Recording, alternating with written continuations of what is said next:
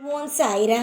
ஏன் அன்பு செல்லமே, பிற்காலத்தை பற்றியே யோசித்து கொண்டு இருக்கிறாய். இப்பொழுது வாழ்ந்து கொண்டிருக்கும் வாழ்க்கையை யார் வாழப்போகிறாய்? அப்பொழுது ஏன் இப்பொழுது சம்பாதிக்கிறாய்? எதற்காக கவலைப்படுகிறாய்? உன்னுடைய பிற்காலத்திற்கு அப்பொழுதே உழைக்கலாமே, அப்பொழுதே சம்பாதிக்கலாமே.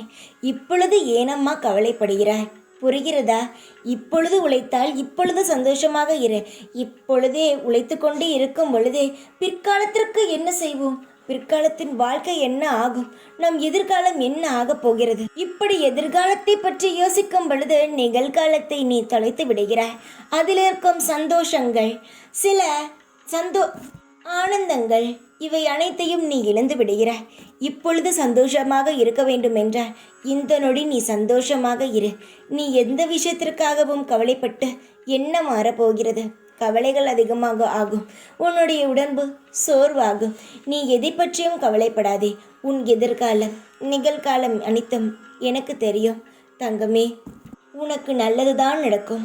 அதை நடத்தி வைக்கத்தான் நான் உன் வீட்டுக்கு வந்திருக்கிறேன். உனக்கு நல்லது விரைவில் நடந்தே தீரும்.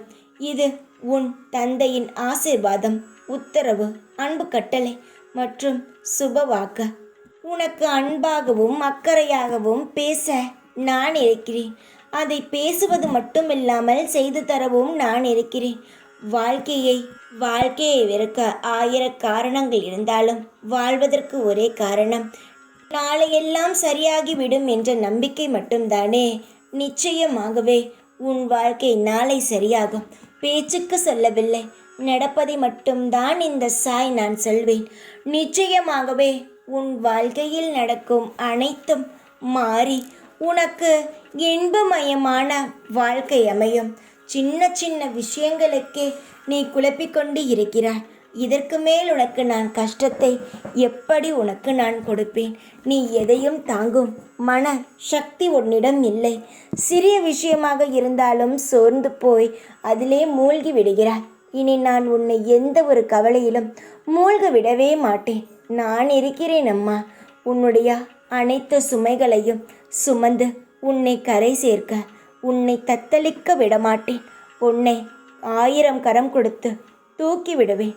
இப்பொழுது இருக்கும் நேரத்தையோ வாழ்க்கையையோ வைத்து உன் எதிர்காலத்தை தீர்மானித்து விடாதே. நிச்சயமாக உன் எதிர்காலமும் சரி, இப்பொழுது வாழ்ந்து கொண்டிருக்கும் காலமும் சரி, நல்ல அமைதியான முறையில் உனக்கு அமையும். எந்த பிரச்சனையும் இல்லாமல், யாருடைய தொந்தரவும் இல்லாமல் நீ நலமுடன் வளமுடன் வாழ்வாய். தைரியமாக இரு. எப்பொழுதும் உன் கூடவே இருப்பேன் நான். ஓம் சாய்ராம்.